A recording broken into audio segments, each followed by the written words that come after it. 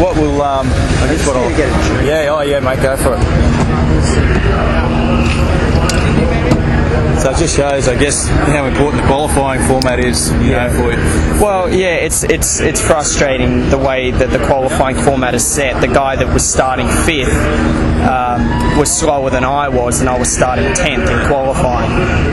But you know, the biggest thing was just the fuel pressure surge yesterday in qualifying. We had to sit out the last 2-3 laps, which is when everyone goes quick. So that determines 75% of your result on a street circuit, and track position's key. And I guess the thing is, you brought it back, you know, in one piece, and it's, you know, you gained 3 places, and you got points there. Yeah, I did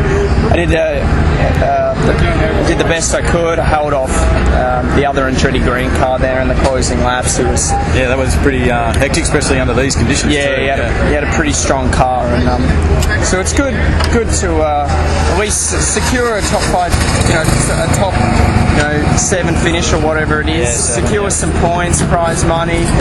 Car's in one piece. I haven't bent it once, so onto the ovals now. We had a really good test at Kentucky, where we were right in the ballpark with Andretti Green, which is a very good effort by all the guys at Vision and Brian Herder, considering how new we are.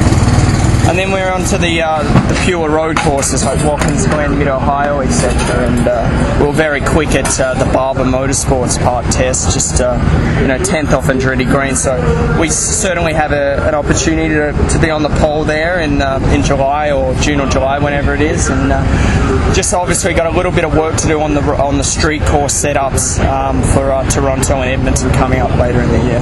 So what about Indianapolis?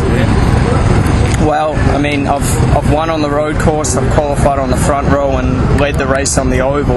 You know, I'd love to win that race. It's going to be very difficult to beat, you know, teams like Panther and Andretti Green, who have been in the series for a number of years. And, you know, one thing with us at Vision, and the team being owned by Tony George, to get car speed out on these cars, sometimes, you know, you stretch the rules a little bit, and that's something that we really can't afford to be doing in any form, which makes it an extra challenge. As obviously everyone would complain if there was any discrepancy with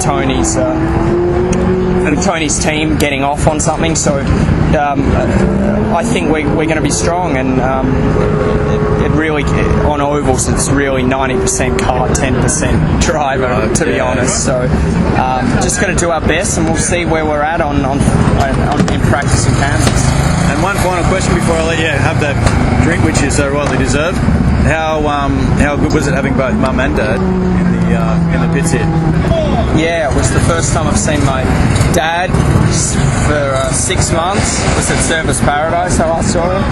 Yeah. And my mum for 12 months, which was at St. Petersburg last year. Yeah. So it was really good to have him here. Obviously, it would have been good to have had a bit more stronger performance like St. Pete, but you know, it's very competitive. You can't win them all, and you know, on to the next one. They're going to be at Kansas. Well, that's good too. So you've got them there for a little while, and all right, James, thanks for talking to us. Thank you. Cheers, mate.